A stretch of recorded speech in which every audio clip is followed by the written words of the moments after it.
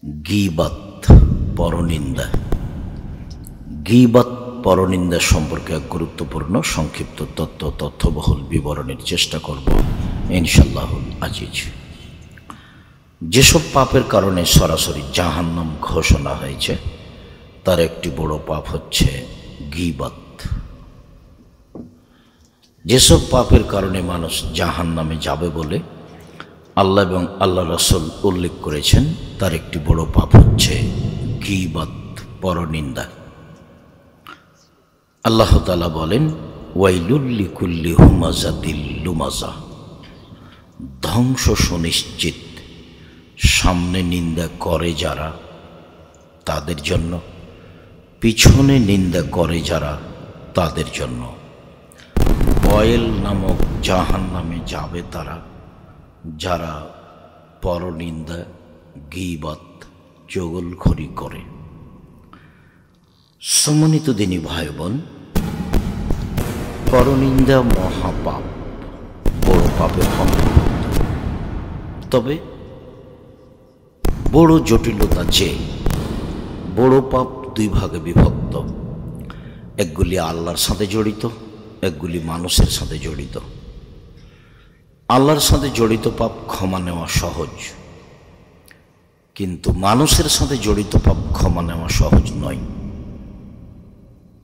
পাপ যত বড়ই হোক, যদি আল্লাহর সাথে জড়িত হয়, মানুষ যদি রাতে উঠে কান্নাকাটি করে আল্লাহকে বলে আমার ভুল হয়েছে, তাহলে আল্লাহ তাকে ক্ষমা করবেন ইনশাআল্লাহ, এ কথাই ঠিক।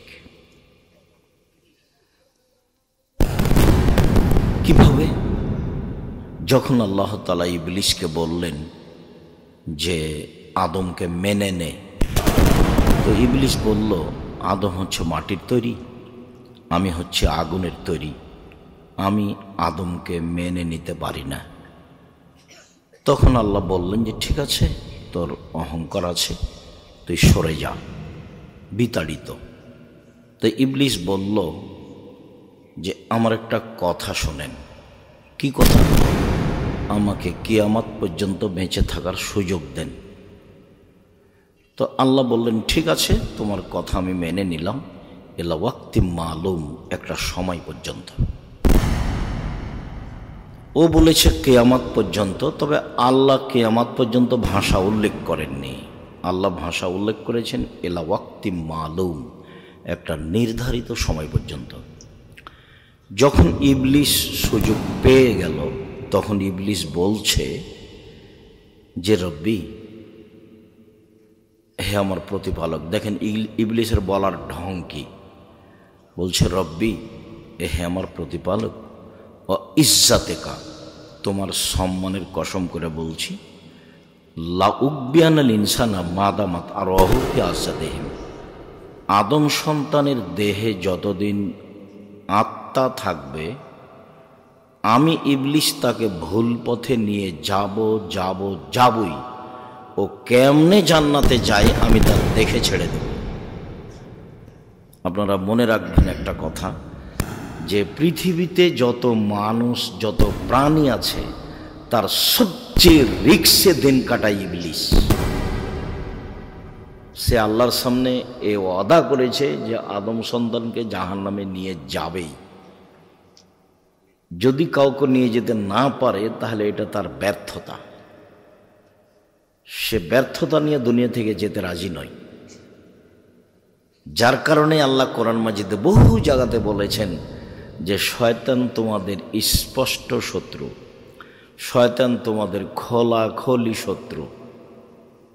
কতভাবে যে আল্লাহ বলেছেন। তো যাক, ইবলিস যখন বলল যে আদমের ছেলেমেয়ের দেহে শ্বাস থাকাকালীন আমি তাকে ভুল পথে নিয়ে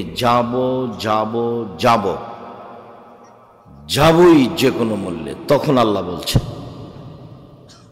ও ইজ্জতি ও জালালি ও ইরতেফায়ে মাকানি, আমার সম্মানের কসম, আল্লাহ তাআলা বলছেন আমার ইজ্জতের কসম, আমার মর্যাদার কসম, আমার উচ্চতার কসম, আদম সন্তান যতবার আমার কাছে ক্ষমা চাইবে ততবার ক্ষমা করে দেব। আল্লাহ একথা বলেননি যে যা তুই পারবি না, যা তুই পারবি না, একথা বলেননি। বলেছেন যে আদম সন্তান আমার কাছে ক্ষমা চাইলে আমি ক্ষমা করে দেব। এই সারমর্মে আনাস রাদিয়াল্লাহু তাআলা আনহু বলেন, রাসূল সাল্লাল্লাহু আলাইহি সাল্লাম বলেন, আল্লাহ তাআলা বলেন, মানে হাদিসে কুদসি, আল্লাহ তাআলা বলেন, ইবনা আদম মা দাওয়াতনি ওয়া রাজাতনি, আদম সন্তান তুমি আমাকে যেভাবে ডাকো আমি সেভাবে থাকি। আদম সন্তান তুমি আমাকে যেভাবে ডাকো আমি সেভাবে থাকি।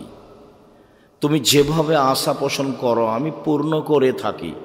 তুমি আমার কাছে ক্ষমা চাইলে ক্ষমা করে দিই। আমি পরোয়া করি না তুমি কত বড় পাপী, আমি পরোয়া করি না তুমি কত বড় পাপী। তুমি যেভাবে ডাকো আমি সেভাবে থাকি। তুমি যেভাবে আশা পোষণ করো সেভাবে আমি পূর্ণ করে থাকি। আবার বলছেন, ইবনা আদম, আদমের ছেলে মেয়ে শোনো, লাউ বালাগাত জুনুবুকা না সামায়, তোমার পাপ বেশি হতে হতে যদি আকাশে লেগে যায়, পাপ আর পাপ, ফাস্তাগফারতানি, এরপরে যদি তুই আমার কাছে ক্ষমা চাও, গাফারতু লাকা, আমি তোমাকে ক্ষমা করে দেব। আল্লাহ উবালি, আমি পরোয়া করি না তুমি কত বড় পাপী, আমি পরোয়া করি না তুমি কত বড় পাপী। তুমি যেভাবে ডাকো আমি সেভাবে থাকি। তুমি যেভাবে ডাকো আমি সেভাবে থাকি। তুমি যেভাবে আশা পোষণ করো আমি সেভাবে পূর্ণ করে থাকি। আল্লাহ তাআলা দুনিয়াতে এভাবে বললেন, বিচারের মাঠে আবার আমাদের সামনে আসবেন। আদম সন্তানের সামনে আবার আল্লাহ তাআলা বিচারের মাঠে আসবেন, এসে বলবেন, ইবনা আদম আতাইলা বিকুরাবিলার যে খাতায়া, আজকে তো তোমরা উপস্থিত হয়েছো আকাশ জমিন পরিমাণ পাপ নিয়ে, পাপ আর পাপ, তোমাদের পাপে একবারে আকাশ জমিন পূর্ণ হয়ে আছে। মনে রেখো, আতেই তো গবে কোরা বেহাম্মাদ ফেরা, আমি আল্লাহ উপস্থিত হয়েছি ওই পরিমাণ ক্ষমা নিয়ে। তোমার যে পরিমাণ পাপ আমার সেই পরিমাণ ক্ষমা, তোমার যে পরিমাণ পাপ আমার সেই পরিমাণ ক্ষমা, তোমার যে পরিমাণ পাপ আমার সেই পরিমাণ ক্ষমা।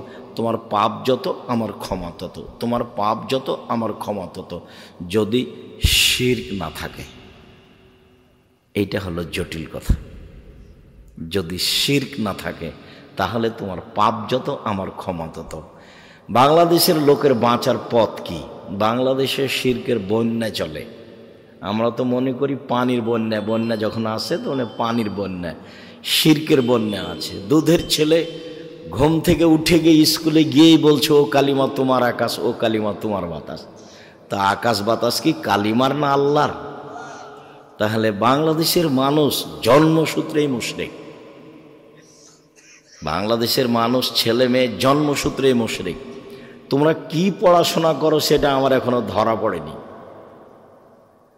বাংলাদেশের ছেলেরা ওর বাপ মা বলছে যে আমার ছেলের মেধা ভালো, গোল্ডেন পেয়েছে, আমি তাকে বড় ডাক্তার বানাবো, আমি তাকে বড় ইঞ্জিনিয়ার বানাবো। প্রায় ডাক্তারি চোর, প্রতারক।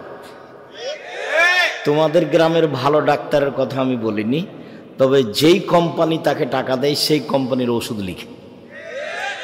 তো তোমার বাপ যে অত টাকা পয়সা খরচ করে পড়িয়েছে, তো এটা কি? প্রায় ইঞ্জিনিয়ারি চোর। দুই একজনের কথা আমি বলছি না, দেখো রাস্তাঘাট ঘর বাড়িতে ওর চুরি। তো এগুলো দিয়ে জাতির কি হবে? ওর জন্মই হলো শিরক দিয়ে, চলাফেরাই শিরক দিয়ে, ওর বিদ্যের সূচনাই শিরক। আবার ও প্রতারক। তোমার বাপ তো যেদিন তুমি ম্যাট্রিক পরীক্ষা দাও, ভালো রেজাল্টের জন্য তিনজন শিক্ষক রেখেছিল। যেদিন তুমি বিশ্ববিদ্যালয়ে ভর্তি হওয়া ইন্টারের পরে, সেদিন সাবজেক্ট প্রতি একটা করে শিক্ষক রেখেছে। আমার ছেলের মেধা ভালো। তোমার বাপের কত গল্প, আর তোমার মায়ের খালার সামনে করে, ফুফুর সামনে করে, বোনের সামনে করে। তোমার বাপের আর তোমার মায়ের গল্প খালি বন্যার মতো ভাসছে, সেটা তুমিও জানো। কারণ তুমি মেধাবী ছেলে।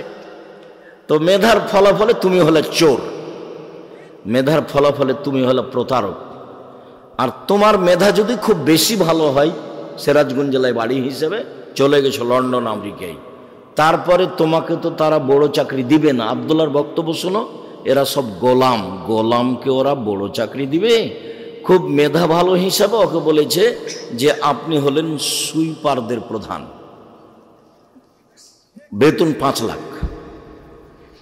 তো এখন যদিও ঢাকা পিজি হাসপাতালে ডাক্তার হয়তো বেতন 3 লাখ, তো ওখানেও 5 লাখ বেতনে তো থাকবেই। আবারও বলছে তো তোকে সিটিজেন দিলাম, তো এ নাগরিক। তো এখন বলছে যে আমি আমেরিকার নাগরিক, আমি আমেরিকার নাগরিক, আমি লন্ডনের নাগরিক। ওর বাপও বলছে, আর মাও বলছে। ছেলে কিন্তু সুইপারের প্রধান। তো ওইরকমই আমি এখন বাড়িতে ঢুকছি, তা আমার আগে এগোনি বাড়ির মালিক আছে। তো ছেলে বের হয়েছে, ছেলে এখন বাপকে বলছে গুড মর্নিং। এখন বাপও বলছে গুড মর্নিং। সকালে ফজরের সালাতের পরের ঘটনা। এখন আমি কি করতে পারি? খেতে বসে আমি এখন বলছি ভাইজান আমি কি বলি, আসলে লন্ডন টাকা ইনকাম করতে এসেছি, ধর্ম বিক্রি করতে আসিনি, আদর্শ বিক্রি করে খেতে রাজি নই। কয়েক কোটি গুড মর্নিং যদি এক পাল্লায় দাও আর একটা যদি আসসালামু আলাইকুম এক পাল্লায় দাও, বলো তো কোন পাল্লা ভারী হবে? তো তোমার বাপ তোমাকে কি শিখালো?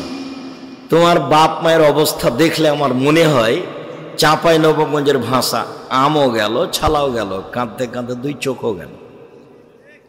আর যদি চাঁপাইনবাবগঞ্জের ভাষা বুঝতে না পারো, তাহলে ছোটকালে একটা কবিতা পড়েছিল, ওইটা বললে ভালো বুঝতে পারবা। সেটা কি? বাবু বলে মাঝি চাঁদ কেন বাড়ে কমে রে। তো মাঝি বলছে এসব কি আর আমি জানি, তোর জীবন চারা নাই মিছে। মাঝি এই হয় কেন রে, ওসব কি আর আমি জানি, দেখি তোর জীবন আটা নাই মিছে। মাঝি এসব বলতে পারিস, আমি কি ওসব জানি, দেখি তোর জীবন 12 আনাই মিছে। এই পর্যন্ত বাবু পৌঁছেছে। তো বাতাস উঠেছে, নৌকা হিলে উঠেছে। এখন মাঝি বলছে বাবু সাঁতার জানো বাবু? তখন বাবু বলছে না রে মাঝি, না আমি তো সাঁতার জানি না। এখন মাঝি বলছে বাবু এখন দেখি তোর জীবন 16 আনাই মিছে। তোমার বাপের অবস্থা এই, তোমার মায়ের অবস্থা এই, দেখো তুমি তলিয়ে। না না, তোমার মা বুঝে ছেলে মানুষ করা? আরে ছেলে মানুষ করতে হবে জাতির জন্য, জাতিকে পরকালমুখী করার জন্য। তোমার বাপ টাকার স্বার্থে ছেলে মানুষ করেছে। তোমার বাপ জোর করে টাকা নিতে পারবে? তুমি এই দেশে চাকরি করো কোম্পানিতে, 10 লক্ষ টাকা তোমার বেতন, কোম্পানি। আর যে কোম্পানির মালিক সে হলো ভোদাই, ও অক্ষরও চিনে না। কত দেখবে? তাহলে টাকা ভোদাইয়ের না তোমার বাপের? টাকা তো উপর থেকে লেখা আছে, টাকা কত ইনকাম করবা তুমি লেখা আছে উপর থেকে। হায়াতাহা অমাউতাহা অরিস্কাহা অমাসায়েবা। আমি মাস্ক ব্যবহার করিনি, মাস্ক ব্যবহার করে ভাগ্য বাড়াতে আমি রাজি নই। কেন? আল্লাহ নবী বলেছেন যে মানুষের সৃষ্টির 50,000 বছর পূর্বে, আদমের সৃষ্টির 50,000 বছর পূর্বে ওর লেখা আছে 4টে জিনিস। 1 তার মরণ, 2 তার জীবন, 3 তার রুজি, 4 তার বিপদ আপদ, করোনা। করোনা লেখা আছে। যদি সেদিন তার করোনা লেখা হয়ে থাকে আর আজকে যদি পাথরের ভেতরে ঢুকে রেহাই পাবে না। তো ঢাকা গেছি আমি এক করোনার লোককে দেখতে, তোর ছেলে মেয়ে বলছে হুজুর ভিতরে আসেন না, হুজুর ভিতরে আসেন না, হুজুর ভিতরে আসেন না। বলো কি তুমি? তোমার বাপের গায়ে হাত দিয়ে দোয়া পড়ে যাব আমি আব্দুর রাজ্জাক বিন ইউসুফ, করোনার 5 পয়সা দাম দিই না আমি। শোনো, এতে যদি আমারও করোনা হয় বলবো না তোমার বাপের গায়ে হাত দিয়েছিলাম সেই জন্য আমার করোনা হয়েছে। আমি বলবো পৃথিবী সৃষ্টির 50,000 বছর পূর্বে আমার ভাগ্যে করোনা লেখা ছিল, তাই হয়েছে। কি বলো তুমি? অল্প সময়ে আমাকে মুশরিক বানাতে চাও? মাস্ক দিয়ে আমি ভাগ্য বাড়াতে রাজি নই। কি করলো তোমার বাপ আর কি করলো তোমার মা? আরে ঠাকুর বাঙালিদের শত্রু, ঠাকুর ঢাকা বিশ্ববিদ্যালয়ের শত্রু, ঠাকুর মুসলমানের শত্রু, ঠাকুর জাতির শত্রু। যেদিন ভারত বাংলাদেশ পাকিস্তানের মুসলমান ইংরেজদের হাতে নির্যাতিত, সেদিন ঠাকুর লন্ডনে মুছ পাকায়। সেদিন ঠাকুরের মান মর্যাদা লন্ডনে দেখে কে? সেই ঠাকুরের কবিতা আমার ছেলে পড়ে? আমি অত কাপুরুষ নই, আমি অত মূর্খ নই। আমি আপনাকে কোনোদিন শিক্ষিত মনে করতে পারিনি, না আপনাকে, না আপনার ছেলেকে, না আপনার মেয়েকে, না আপনার জাতিকে। আমি আব্দুর রাজ্জাক বিন ইউসুফ 90 সাল থেকে আছি, এইভাবেই আছি। আমার ছেলেকে সকালে উঠে 1 মিনিটের জন্য আমি বলতে দিতে রাজি নই, ও কালিমা তোমার আকাশ, ও কালিমা তোমার বাতাস। আমি 90 সাল থেকে বলে আসছি তোর বাপের আকাশ, এই কথা আমি সেদিন থেকে বলে আসি। মামলা তো সুনামগঞ্জ কোর্টে 1000 কোটি টাকার, আর সিলেট কোর্টে 5000 কোটি টাকার। এই কারণে আমি নাকি ঠাকুরের নিন্দা করেছি, ঠাকুরের মানের হানি হয়েছে। কি তোর বাপের আকাশ, এতে ঠাকুরের কি হয়েছে? মানের হানি হয়েছে। ঠাকুর বলেছে ও কালিমা তোমার আকাশ, ও কালিমা তোমার বাতাস। তোমার বাপের সাজে, তোমার মায়ের সাজে, আমার সাজে না বেটা। তোমার মায়ের সাজে, তোমার বাপের সাজে, তোমার সাজে, তোমার বোনের সাজে, আমি আব্দুর রাজ্জাক বিন ইউসুফ আমার সাজে না। আমি কোনোদিন এটা গ্রহণ করিনি। এত বড় ন্যাক্কারজনক নোংরা কথা, আল্লাহর সাথে শিরক করা, এই কাজ আমি গ্রহণ করি না, করব না ইনশাআল্লাহ। সম্মানিত দিনী ভাই বোন, বলছিলাম বিচারের মাঠে আল্লাহ বলবেন, আদম সন্তান শোনো, তোমার যেই পরিমাণ পাপ আমার সেই পরিমাণ ক্ষমা। আদমের ছেলে মেয়ে শোনো, তোমার যেই পরিমাণ পাপ আমার সেই পরিমাণ ক্ষমা। তোমার পাপ যত আমার ক্ষমা তত, যদি শিরক না থাকে। নেন এবার। কিন্তু বাংলাদেশ কথায় কথায় শিরক, কাজে কর্মে শিরক, ওর বিদ্যায় শিরক, ওর লেখাপড়ায় শিরক, ওর জাতাতি শিরক, ওর খাওয়া পিনা শিরক। তো কি দিয়ে টিকবে বিচারের মাঠে? তাহাজ্জুদ পড়ে হবে? তাহাজ্জুদ পড়ে হবে না তো, শিরক বন্ধ করতে হবে। এদারাতে কুকুর পড়েছে, তো বলছে যে 30 বালতি পানি উঠাও, তাহলে কুকুর পবিত্র হয়ে যাবে। তো বলছে ভাইজান কুকুর ভেতরেই আছে, তাহলে কি হবে? উঠাতেই আছে, তো ওঠাতেই থাকলে তো আর হবে না। আগে ওকে উঠে ফেলতে হবে, আগে শিরক বন্ধ করতে হবে জাতির, তারপরে আল্লাহকে বলা। জাতি শিরকে ডুবে আছে, আর আপনি বলছেন আমার ছেলে বড় শিক্ষিত। আমার ছেলে গোল্ডেন পেয়েছে, আমার ছেলে লন্ডনে থাকে, আমার ছেলে উচ্চ শিক্ষিত। ছেলে তো মানুষ করবেন জাতির জন্য, যা হবে হবে। আল্লাহ রসুল বলছেন আনফেকালা ইয়ালিক মিন তাওলিক, তুমি তোমার ছেলে মেয়ের পিছনে পয়সা খরচ করো, তোমার উপার্জিত সম্পদ। এই দেশের কর্ণসূতির তালুকদার তার ছেলে মেয়েকে মানুষ করবে তালুকদারি জমিদারি দিয়ে, আপনি মানুষ করবেন চাকরি করে। আরেকজন মানুষ করবে তার ছেলে মেয়েকে দিন মজুরি করে, আরেকজন মানুষ করবে তার ছেলে মেয়েকে ভিক্ষা করে। উপার্জনের শেষ পথ ভিক্ষা, উপার্জনের শেষ পথ ভিক্ষা। ছেলে মেয়েকে মানুষ করতেই হবে, এটা আল্লাহর আদেশ। আল্লাহ রসুল বলছেন ফাদ্দাবে মা তাউলো, তোমার উপার্জিত সম্পদ খরচ করো তোমার ছেলে মেয়ের পিছনে। ছেলে মেয়েকে জাতির কল্যাণের জন্য মানুষ করতে হবে যে কোনো মূল্যে। মানুষ হিসাবে জীবন বাজি রেখে প্রাণ পরে চেষ্টা চালিয়ে যাব। ছেলেকে সমর্পণ করেছি জাতির জন্য, নিজের জন্য নয়। রুজি আমার ভাগ্যে যেটা লেখা আছে সেটা হবেই, আমার ছেলের ভাগ্যে যেটা লেখা আছে সেটা হবেই। যদি আমার ছেলে বিদ্যা দিয়ে বড় বিদ্বান হতো, পয়সা উপার্জন করত, তাহলে ভোদাই মালিকের অধীনে 10 লক্ষ টাকা বেতনে চাকরি করত না। ভোদাই মালিক সে অক্ষর চিনে না, সে কোটি কোটি টাকার মালিক। সেই হলো কোম্পানির প্রধান, এমডি ওই, আর আপনার ছেলে মেধাবী, ওখানে চাকরি করে।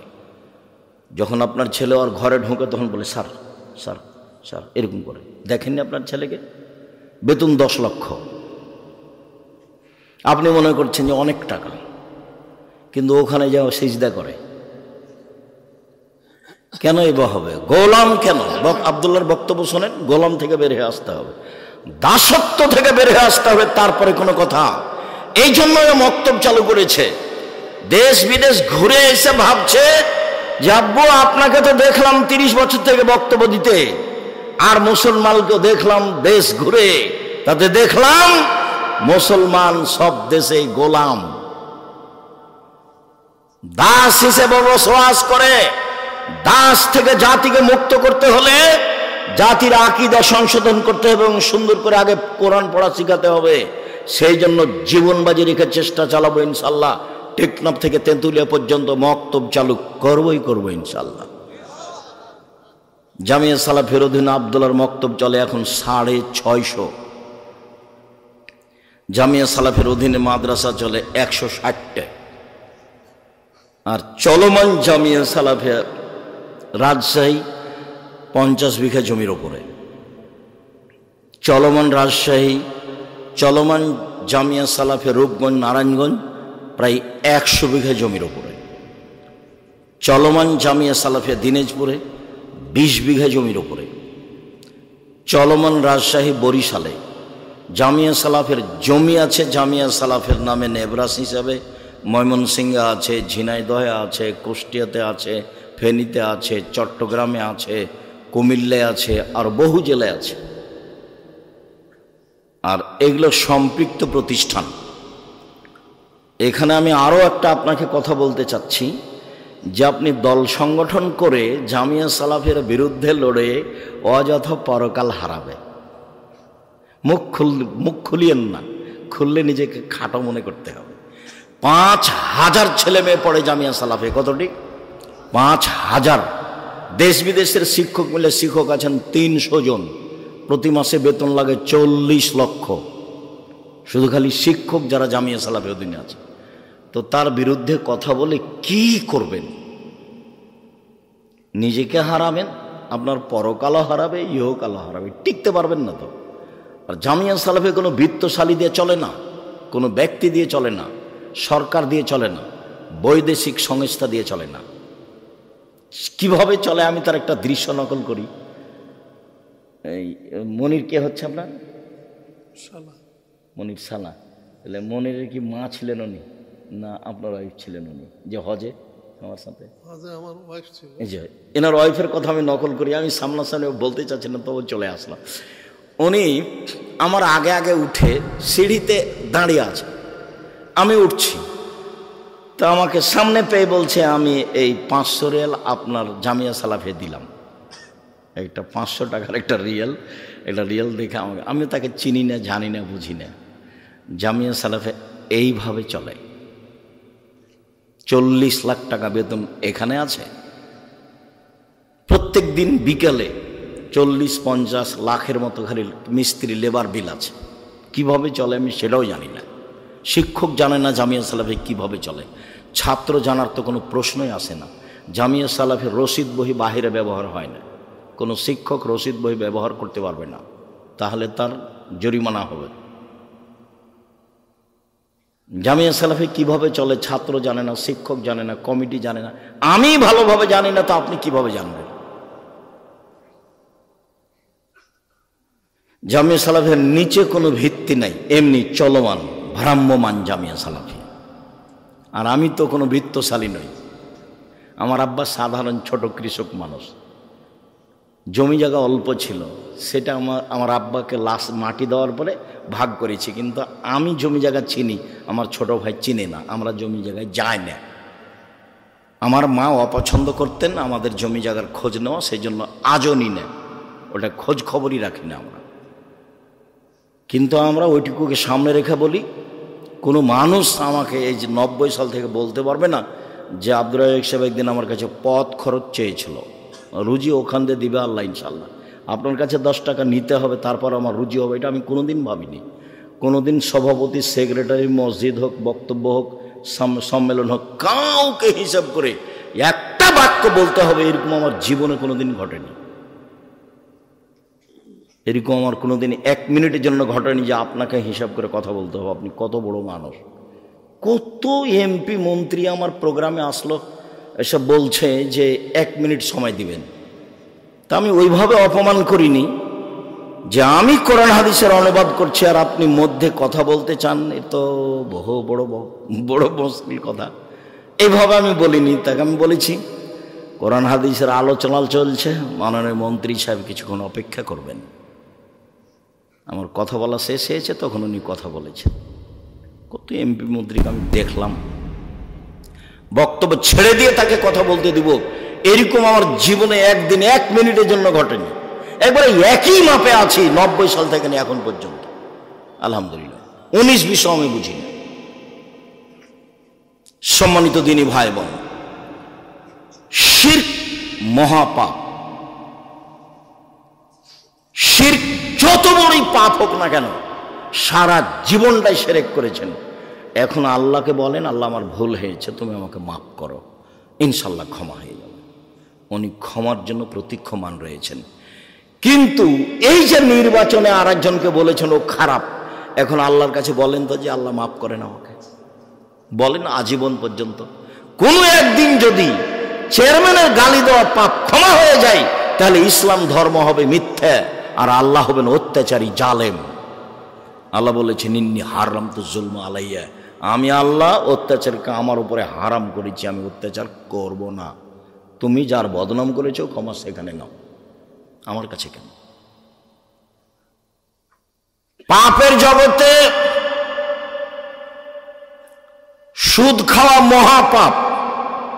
আপনাকে অবাক হতে হবে, সুদের পাপের যে ভাষা আল্লাহর নবী উল্লেখ করেছেন, পৃথিবীর কোনো পাপের ভাষা এভাবে উল্লেখ করেননি। একবার আল্লাহ রাসূল বলছেন, মাইয়াকুলু দিরহাম রিবা ওয়া ইয়ালাম আসাদ মিন সিত্তাতি ওয়া সালাসিনা জিনিয়া, কেউ যদি জেনে শুনে 1 টাকা সুদ খায়, 36 বার জেনা করে যত পাপ হবে, 1 টাকা সুদ খেলে তার চেয়ে বেশি পাপ হবে। রাসূল সাল্লাল্লাহু আলাইহি ওয়াসাল্লাম বলছেন, আর রিবা সাবুনা জুজান আয়েশা রাদিয়াল্লাহু আনহা মাহু, সুদের পাপের 70টি ভাগ রয়েছে, ছোট থেকে বড়, বড় থেকে ছোট। তার সবচেয়ে ছোট ভাগ হলো মার সাথে জেনা করলে যেমন পাপ হয়। শিরক মহাপাপ, কিন্তু ভাষা এরকম নয়। পিতা মাতার অবাধ্য চলা পৃথিবীতে দ্বিতীয় মহাপাপ, কিন্তু ভাষা এমন নয়। মিথ্যা সাক্ষী পৃথিবীতে তৃতীয় মহাপাপ। সিরাজগঞ্জ জেলে বহু মানুষ আছে, 20 বছর 30 বছর থেকে ও নিজেও জানে না আমি কেন জেলে। জজ জানে না ঘটনা কি, উকিল জানে না ঘটনা কি, সাক্ষীও জানে না ঘটনা কি। সাক্ষীকে 50,000 টাকা দিয়েছে আর বলে দিয়েছে তুই এভাবে বলবি জজের সামনে, কি আমি 2 চোখে মারতে দেখেছি। যার কথা বলছে যে আমি 2 চোখে মারতে দেখেছি, সে কিন্তু সে সিরাজগঞ্জে ছিল না সেদিন, অথচ বলছে যে আমি 2 চোখে মারতে দেখেছি। তাহলে সাক্ষীও জানে না ঘটনা কি, উকিল তো জানেই না, জজ তো জানেই না। এখন যে ব্যক্তি জেলে আছে সেও বলছে ব্যাপারটা কি রে, আমি কেন জেলে?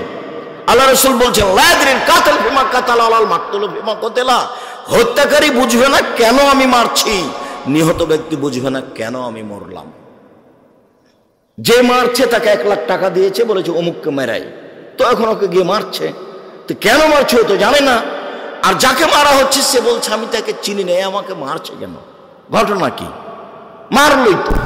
আল্লাহ রাসূল বলছেন হত্যাকারী জানে না কেন আমি মারছি, নিহত ব্যক্তি জানে না কেন আমি মরলাম। 20 বছর থেকে জেলে আছো, নিজেই জানে না আমি কেন জেলে। ও কি জানবে? জজও জানে না। ও কি জানবে? উকিলও জানে না। ও কি জানবে? সাক্ষীও জানে না। যার কারণে সাক্ষী পৃথিবীতে তৃতীয় মহাপাপ। মিথ্যা সাক্ষী পৃথিবীতে তৃতীয় মহাপাপ। মিথ্যা সাক্ষী পৃথিবীতে তৃতীয় মহাপাপ। দ্বিতীয় মহাপাপ বাপ মায়ের অবাধ্য চলা। পাপ যত বড়ই হোক, সুদের ভাষা যেভাবে আল্লাহ নবী উল্লেখ করেছেন ভাষা এমন নয়। মানুষকে হত্যা করা মহাপাপ, কিন্তু ভাষা এমন নয়। সুদের পাপের ভাষা, কেউ যদি জেনে শুনে 1 টাকা সুদ খায়, 36 বার জেনে করে যত পাপ হবে, 1 টাকা সুদ খেলে তার চেয়ে বেশি পাপ হবে। পাপের জগতে কোনো পাপের ভাষা এরকম না। সুদের পাপের 70টি ভাগ রয়েছে। ছোট ভাগ হলো মার সাথে জেনা করলে যেমন পাপ হয়। কি দিয়ে আপনাকে আমি বুঝাই সুদের পাপের ভাষা কি? অবাক কথা, যে সুদ দিন রাত মানুষে খাচ্ছে কোনো পাপই নয়, কোনো হিসাবই করতে পারে না। সম্মানিত দিনী ভাই বোন, সুদের আলোচনায় লম্বা আলোচনা জেনে নেবেন। এখানে বলছি সুদ যত বড়ই পাপ হোক না কেন, কোটি কোটি টাকা সুদ খেয়েছে, আজকে বলছে আল্লাহ আমি সুদের লেনদেন বন্ধ করলাম, জিন্দেগিতে আর কোনোদিন সুদের সাথে সম্পৃক্ত থাকবো না, আমি তোমার সাথে ওয়াদাবদ্ধ, তুমি আমাকে মাফ করো, ইনশাল্লাহ সব পাপ ক্ষমা হয়ে যাবে। কিন্তু আপনি কারো বদনাম করেছেন, আল্লাহকে বলেন তো এখন। এই জন্য আমি যখনই বক্তব্য দিয়েছি তখন বলেছি 4টা জিনিস মনে রাখবেন। 1, 5 ওয়াক্ত সালাত, 2, হালাল রুজি, 3, কোরআন তেলাওয়াত, 4, আড্ডা পিটা নিষেধ। আড্ডা পিটা 2 ধরনের। একটা দোকানে বসে ঘন্টার ঘন্টা গল্প করছেন, কার কথা যে কি বলছেন ধোলায় অন্ধকার। ওদিকে ল্যাংটা মেয়ে নাচছে আর এই আপনি বসে আছেন আর একজনের বদনাম করছেন। আর একটা হলো মোবাইল নিয়ে ঘন্টার ঘন্টা ল্যাংটা মেয়ে দেখায়, হলো আড্ডা পিটা। এসব আড্ডা পিটা একেবারেই হারাম। আড্ডা পিটা টোটালি হারাম। আড্ডা পিটা চিরদিনের জন্য হারাম। এক রাহুল কালামাবাদ। এই ছেলে, তোমরা দাঁড়িয়ে কেন? যদি জায়গা না থাকে বসার সেটা ভিন্ন কথা। আপনারা যারা দাঁড়িয়ে আছেন দয়া করে বসে কিছুক্ষণ কথা শোনেন। আপনার বিরক্তির আগে আমরা কথা শেষ করবো ইনশাআল্লাহ। যারা সামনে বসে আছেন বসে থাকা দেখে ভালো। এই তুমি দাঁড়িয়ে আছো কেন? ওখানে কি করছো তুমি? মানুষের তোমার দাঁড়িয়ে থাকাতে কষ্ট পাচ্ছে, এটা বুঝতে চাও না তুমি? বাস তুমি মেশিন ঠিক করেছো, প্রথমে 1 মিনিট ঠিক করে তুমি বসে থাকো। রাসূল সাল্লাল্লাহু আলাইহি ওয়াসাল্লাম যখন কথা বলতেন তখন সাহাবীগণকে বসতে বলতেন, এটাও সুন্নাত। কি করবে এভাবে মারামারি করে, দাপট দেখে, ক্ষমতা দেখে, মানুষকে অপমান করে, মানুষকে জেল হাজতে দিয়ে কি করবা? মরলেই জাহান্নাম। যারা দাপট দেখাচ্ছে, যারা ক্ষমতা দেখাচ্ছে, যারা মানুষকে অপমান করছে, যারা মানুষকে জেল হাজতে দিচ্ছে, এদের মরার পরই জাহান্নাম। ও হলো জালেম। আর জুলুম খুব কঠিন জিনিস, বিচারও পরে হবে। যারা যাকাত দেয় না তাদের বিচার পরে হবে কেন? ওরাও জালেম। কিভাবে জালেম হলো ওরা? ওরা ফকির মিসকিনের প্রতি জুলুম করেছে, ফকির মিসকিনের হক দেয়নি। ধনী মানুষ কার টাকা মেরে খেয়েছে? ফকির মিসকিনের। যেহেতু ধনী মানুষ ফকির মিসকিনের টাকা মেরে খেয়েছে, কাজে ও জালেম। এখন আর বিচার পরে হবে। আল্লাহ রাসূল বলছেন তার বিচার পরে হবে। হাত্তা ইউকযাবানান নাস, সব মানুষের যখন বিচার হয়ে যাবে তখন ধনী মানুষের বিচার হবে। কিভাবে যে হবে আল্লাহই ভালো জানে। তো বুঝাতে হবে কঠিন, সব টাকা বুঝাতে হবে কিভাবে আয় হয়েছে, সবটাই বুঝাতে হবে কিভাবে ব্যয় হয়েছে। এই ছেলে শোনো, টাকা ইনকাম করবা ব্যবসা করে, উপার্জনের 4টা পথ। একটা দিন মজুরি, সন্ধ্যায় টাকা শেষ। একটা চাকরি, 25 দিনে টাকা শেষ প্রায়। আর একটা হলো জমি চাষ, সমান সময় না হয় লস, সমান সমান না হয় লস। 4 ব্যবসা।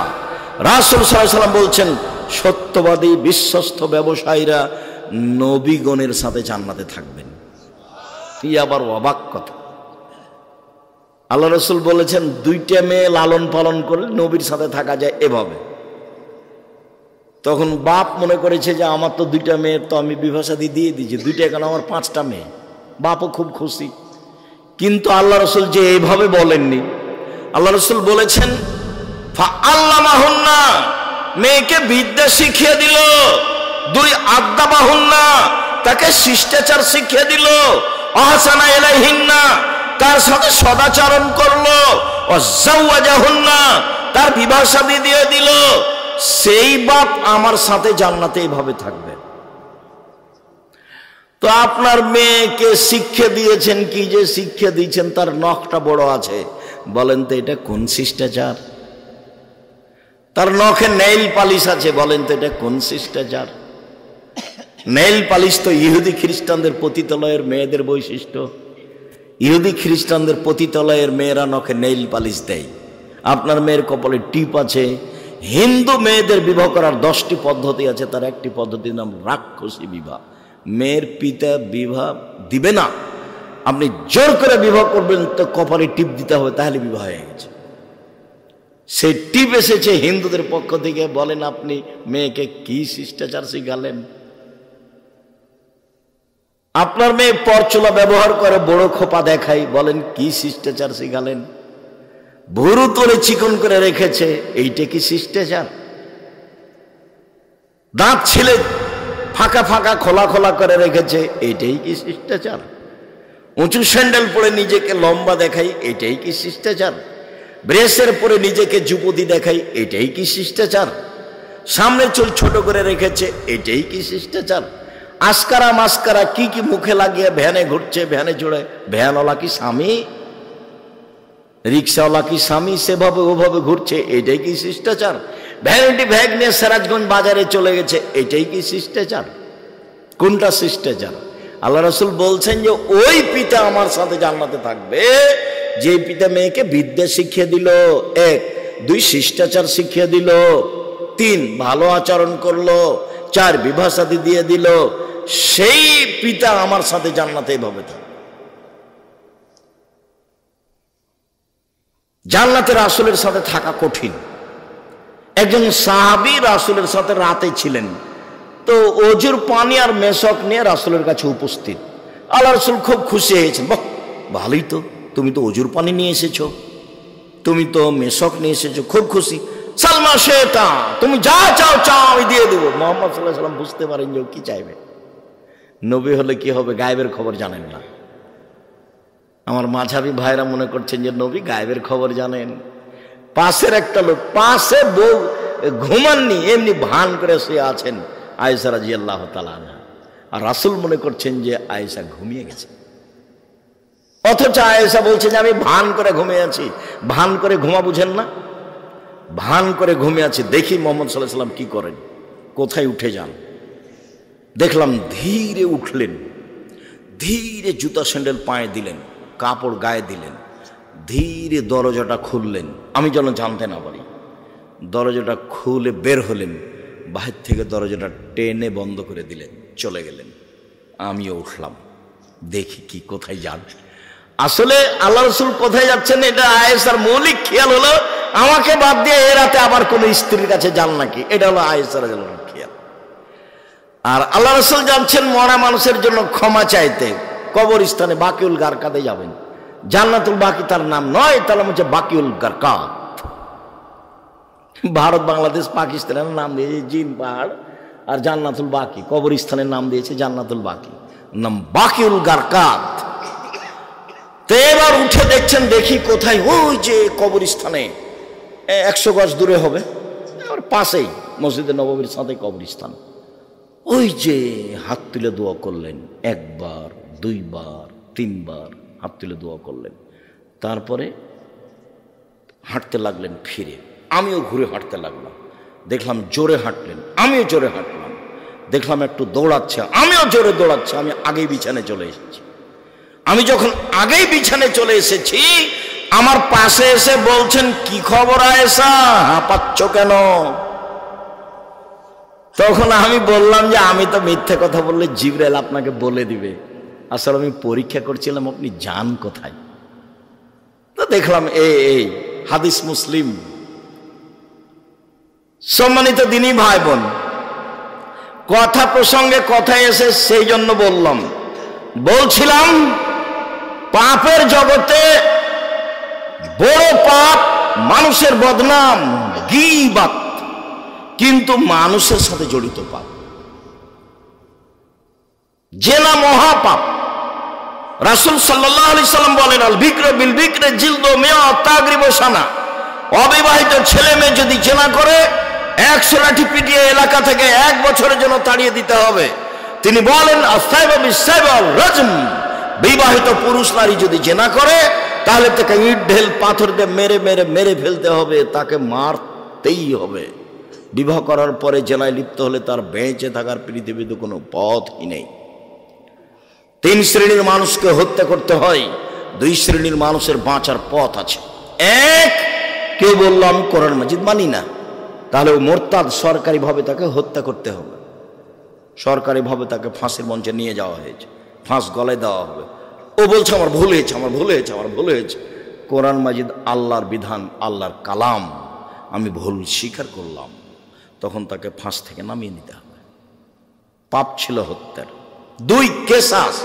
আপনি আমাকে হত্যা করেছেন, আমার বাপ আপনাকে হত্যা করে নেবে, এর নাম কেসাস। কোরআন মাজিদে উল্লেখ হয়েছে আয়াত, কত হাদিস। এখন আপনার কেসাস হিসেবে আপনাকে ফাঁসির মঞ্চে নিয়ে যাওয়া হয়েছে, আপনি আমাকে হত্যা করেছেন, এখন আপনার গলায় ফাঁস দেওয়া হবে। তখন আমার বাপ মা চিল্লাচিল্লি করে বলছে, আমরা মাফ করে দিলাম, কেসাস নেব না, আমরা মাফ করে দিলাম, কেসাস নেব না, তাহলে তাকে ফাঁস থেকে নামিয়ে নিতে হবে। পাপ ছিল হত্যার যোগ্য, কিন্তু ফাঁসি হলো না। 3, বিবাহ করার পরে যদি কেউ জিনায় লিপ্ত হয় তাহলে তাকে ইট ঢেল পাথর দিয়ে মেরে মেরে মেরে ফেলতে হবে, ফাঁসি দিতে হবে। বেঁচে থাকার পৃথিবীতে কোনো পথঘাট নেই। 1 মিনিট। গামেদ সম্প্রদায়ের একজন মহিলা এসে বলছে আল্লাহ রসুলকে, তাহিরিনী ইয়া রাসূলুল্লাহ, আল্লাহ রসুল আমাকে পবিত্র করেন। মহিলা এসে বলছে, তখন আল্লাহ রসুল বলছেন, ইরজাই, বাড়ি ফিরে যাও, আস্তাগফিরুল্লাহ, আল্লাহর নিকটে ক্ষমা চাও, ও তুবি ইলাইহি, তুমি তওবা করো, তোমার পাপ ক্ষমা হয়ে যাবে। তখন মহিলাটি বলছে, আতুরাদ্দিদিন কামা রাদ্দাদা মাহিজ ইবনে মালিক, মাহিজ ইবনে মালিককে যেভাবে ফিরিয়ে দিয়েছিলেন তার বিচার না করে সেইভাবে কি আপনি আমাকে ফিরিয়ে দিতে চাচ্ছেন? ওয়ান্না হবলা মিনা জিনা, আমার পেটে অবৈধ সন্তান রয়েছে, দয়া করে বিচার করে দেন, আমাকে ফিরিয়ে দিন না। আল্লাহ রসুল বললেন, ইরজাই হাতা তালে দি, বাড়ি চলে যাও, যেদিন তোমার বাচ্চা প্রসব হবে সেদিন এসো, বিচার করে দেব। মহিলা চলে গেল, বাচ্চা প্রসব হয়েছে। মুসলিম গ্রন্থে এসেছে, সবে মাত্র বাচ্চা প্রসব হয়েছে, তাকে ন্যাকড়া দিয়ে জড়িয়ে রাসূলের দরবার নিয়ে এসে বলছে, এ দেখেন বাচ্চা প্রসব হয়ে, বিচার করে দেন। দৃশ্য দেখে আল্লাহ রসুল অবাক হয়ে বলছেন, ইরজাই, বাড়ি ফিরে যাও, ফারদেই হে, বাচ্চাকে দুধ খাওয়াও, হাত্তা তাফতেমি হে, যেদিন বাচ্চা দুধ ছেড়ে দেবে সেদিন নিয়ে আসিও, বিচার করে দেব। মহিলা বাচ্চা নিয়ে চলে গেল, বাচ্চাকে 2 বছর দুধ পান করালো। 2 বছর পরে বিচারালয় উপস্থিত, তখন বাচ্চার হাতে এক টুকরা রুটি রয়েছে। এই রুটি প্রমাণ করে বাচ্চা খাদ্য খেতে পারে। ওয়াসাদাহু বেদ রাজুলিন মিনাল মুসলিমিনা, বাচ্চাটাকে একজন মুসলমানের হাতে সমর্পণ করলেন আল্লাহ নবী, যাও এই বাচ্চা তুমি লালন পালন করো। সঙ্গে সাথে এই যাবো বেহা, মহিলাকে মাঠে নিয়ে যাও, মাঠে নিয়ে গিয়ে গর্ত খুঁড়ে বুক পর্যন্ত মাটিতে পুঁতে দাও। ফারজমুহা, এরপরে চতুর্দিক থেকে ইট ঢেল পাথর মেরে মেরে তাকে বিদায় করো। সাহাবীগণ বলছেন, আমরা তাকে মাঠে নিয়ে গেলাম, গর্ত খুঁড়ে বুক পর্যন্ত মাটিতে পুঁতে দিলাম, চতুর্দিক থেকে ইট ঢেল পাথর মারতে লাগলাম। খালিদ বিন ওয়ালিদ বলছেন, একটা পাথর আমি তার মুখের উপরে মারলাম, খালিদ, পাথরটা মুখে লেগে মুখ ফেটে রক্ত ছিটে খালিদের গায়ে লাগলো। খালিদ তাকে গালি দিয়ে বসলেন, এমনটা হতে পারে? ছি ছি ছি ছি ছি, একজন জেনাকারিনী মহিলার গায়ের রক্ত আমার গায়ে লাগলো, এমনটা কিছু হতে পারে? আল্লাহ রসুল বলেন, মারে না খালিদ, খালিদ থামো, গালি দিও না। এ মহিলা এত ক্ষমা চেয়েছে, এ মহিলা এত তওবা করেছে, এ মহিলা এত ক্ষমা চেয়েছে, এ মহিলা এত তওবা করেছে। যদি বড় থেকে বড় পাপী এভাবে তওবা করে তবে তার পাপ ক্ষমা হবে। খালিদ, একে গালি দিও না। আবার তিনি বলেছেন, খালিদ, মদিনার লোককে যদি তার তওবা ভাগ করে দেওয়া হয় সবার পাপ ক্ষমা হয়ে যাবে। তারপরে তিনি তার জানাজা করলেন, কাফন দাফন করলেন। তার মানে তিনি ঘোষণা দিলেন তার পাপ ক্ষমা হয়ে গেছে। 1, 2, জানাজা করলেন মানে তার পাপ ক্ষমা হয়ে গেছে। 3, কাফন দাফন তিনি নিজে করলেন মানে তার পাপ ক্ষমা হয়ে গেছে। এরপরেও পৃথিবীর এত বড় মানুষ, পৃথিবীর ইতিহাসে এত বড় দামি মানুষ জন্ম নেয়নি, কেউ নিবেও না কেউ। বিচারের মাঠে তিনি যা বলবেন তাই হবে। তার নাম মুহাম্মদ সাল্লাল্লাহু আলাইহি সাল্লাম। এত বড় মানুষ বুঝতে পারলেন তার পাপ ক্ষমা হয়ে গেছে, কিন্তু তাকে মাফ করতে পারলেন না। যাও, তোমার বিচার হবে না, তোমার তওবা কবুল হয়ে গেছে, তোমার শাস্তি হবে না, এই কথা তিনি বলতে পারলেন না। মানে তিনি শরীয়তের কাছে নিজেই জিম্মি। মানে বিবাহ করার পরে কেউ যদি জেনায় লিপ্ত হয় তাহলে তার বেঁচে থাকার পৃথিবীতে কোনো পথ নেই। এরপরেও যদি বিচার না হয়, আল্লাহর কাছে যদি কান্নাকাটি করে ক্ষমা চায়, তাহলে এই পাপ ক্ষমা হবে ইনশাআল্লাহ। কিন্তু যার বদনাম করেছেন দোকানে বসে, সেই পাপ আল্লাহর কাছে ক্ষমা চান দেখি। বুঝাতে পারিনি গীবাত কাকে বলে। যদি আমি বুঝাতে না পারি তাহলে আমার ব্যর্থতা। কথা সত্য, কিন্তু আপনাকে বুঝাতে পারলাম না। আমি বলেছি জিন্দেগিতে কখনো আর ওই দোকানের সামনে বসবেন না, আড্ডা পিটা চিরদিনের জন্য হারাম। 2 জন যেখানে আছে সেখানে যাবেন না। জমি চাষ করে খান, উপার্জনের পথ 4টে, দিন মজুরি করে খান, বাস সন্ধ্যায় সময় শেষ, মরে গেলাম, দুনিয়া শেষ। তারপরে আপনি চাকরি করে খান, ছোট হোক বড় হোক যেটাই হোক না কেন বৈধ, জমি চাষ করে খান, ব্যবসা করে খান। আমি কলার বিক্রি করে চকলেট বিক্রি করে খেতে হবে এই কথা আমি বলিনি। আমি চকলেট বিক্রি করে খেতে হবে মানে বলেছি কম থেকে কম পয়সার ব্যবসা করো। শ্বশুরের কাছে যৌতুক নিও না। ভিক্ষা করার টাকা দিয়ে চাউল কিনে ভাত খেয়ে ইবাদত কবুল হবে, শ্বশুরের কাছে টাকা নিয়ে ওই টাকা দিয়ে চাউল কিনে ভাত খেয়ে ইবাদত কবুল হবে না, এটাই চূড়ান্ত। তখন আমি বলেছি ভিক্ষা করে খাও। শ্বশুরের কাছে টাকা নিলে কেন? আরে ভিক্ষা করে খাবো কেন? মানুষের বাড়িতে কাজ করে খাবো। আব্দুর রাজ্জাক সাহেব ভিক্ষা করার কথা বলেন কেন? আমি তোমাকে ভিক্ষা করার কথা বলিনি, আমি তোমার বাপকে নিন্দা করেছি। তোমার বাপ কেন মানুষের টাকা নিল? তোমার বাপকে আমি এই জিনিসটা বলতে চেয়েছি, তোমাকে বলতে চেয়েছি। তোমার বাপের মুখ কালো হয়ে আছে, দেখো তুমি এখন পাশে, তুমি টাকা নিয়েছো, তোমার বাপ তো জানে, তোমার মা তো জানে। শ্বশুরের কাছে টাকা নিলে কেন? বছর শেষে একটা লুঙ্গি কিনে দিতে বলেছি শ্বশুরকে। আব্বা আমি গরিব মানুষ, দিনমজুরি করে খাই, দেন একটা লুঙ্গি নেন, আমি আপনার জন্য উপহার কিনেছি। 15-20 বছর যাবৎ মানুষ করে মেয়েটা তোমার হাতে দিয়েছে, তুমি শুকরিয়া আদায় করো না কেন? তুমি তাকে গালি দাও কেন? তুমি তার নিন্দা করো কেন? তুমি শ্বশুর বাড়িতে যাবো না বলে রাগ করো কেন? একটু বিভাষাতে লাগলে তুমি বাঁকায় বসে থাকো, আমি যাব না, আমি যাব না। তখন তোমার শ্বশুর পা ধরে, তোমার শাশুড়ি পা ধরে, তোমার শ্যালকেরা পা ধরে। তুমি কি পেয়েছো? কি হয়েছো তুমি এমন? শ্বশুরের সাথে কথা বলো না, রাগ করে থাকো, কেন থাকবা? ভদ্র হতে শিখো, কাজ করে খেতে শিখো। ভদ্র হতে শিখো, কাজ করে খেতে শিখো। মানুষের বাড়িতে কাজ করে খালো, নিজের একটা গর্ব বহাল থাকবে। সম্মানিত দিনী ভাই বোন, বলছিলাম জেনা মহাপাপ। এরপরে যদি আল্লাহর দরবারে ক্ষমা চাই, ক্ষমা হয়ে যাবে ইনশাআল্লাহ। মানুষের বদনাম করে আল্লাহর দরবারে ক্ষমা চাইলে ক্ষমা হবে না। জুবাইর ইবনে মুতঈম রাদিয়াল্লাহু তাআলা আনহু বলেন, রাসূল সাল্লাল্লাহু আলাইহি ওয়াসাল্লাম বলেছেন, লা ইয়াদখুলুল জান্নাতা কাত্তাবুর লাউমাম, যারা চুগলখড়ি করে, যারা বদনাম করে, যারা গীবত করে, তারা জান্নাতে যাবে না, তারা জান্নাতে প্রবেশ করবে না। যেসব পাপের কারণে সরাসরি জাহান্নাম ঘোষণা হয়েছে, তার একটি বড় পাপ হলো গীবত। এই ছেলে বসো, পরিবেশ নষ্ট করে না যেন কেউ। একটু ধৈর্যের পরিচয় দেন। আপনার বিরক্তির আগে আমরা কথা শেষ করব ইনশাল্লাহ। আপনি দয়া করে কোনো কাজ দেখাবেন না। দোকানপাটে বসে আছেন কেন? আজকেই বাজার করতে হবে? এটা তো হলো নিম্ন শ্রেণীর মানুষের কাজ, এটা হলো ইতর শ্রেণীর মানুষের কাজ। আপনি বলবেন আব্দুর রাজ্জাক সাহেব আমাদেরকে নিম্ন শ্রেণীর ইতর শ্রেণীর বললেন। আরে আমি তো এই ভাষা বললাম, আল্লাহ এর চেয়ে বেশি করে বলেছে। আল্লাহ বলছেন, বুঝে না ওরা অন্তর আছে, বুঝে না, দেখেও দেখে না ওরা চক্ষু আছে, দেখে না, শোনেও শোনে না ওরা কান আছে, শোনে না। উলাইকা কালানাম, তারা পশু প্রাণীর মতো, তারা গরু ছাগলের মতো, তারা কুকুর শ্রীগের মতো, বালু মাজাল বরং তার চেয়ে খারাপ। আমি এখানে কোরআন হাদিসের কথা বলছি, আপনি দোকানে বসে আড্ডা পিটেন। মানে কি বুঝাতে চান আপনি আমাকে? আজকে জিলাপি কিনতে হবে, আজকে মিষ্টি কিনতে হবে, আজকে ওখানে চা খেতে হবে, এই কোন হিসাব? এটাই মানবতা? একই ভালো বলা হয়? রাসূল সাল্লাল্লাহু আলাইহি ওয়াসাল্লাম বলছেন, সমাজের দায়িত্ব পালন করবে অধমের সন্তান অধম, লোকা ইবনে লোকা, অধমের সন্তান অধম। এটা হলো বাংলা ভাষা। আর এটা এলাকা হিসেবে ভাষা নিতে পারেন।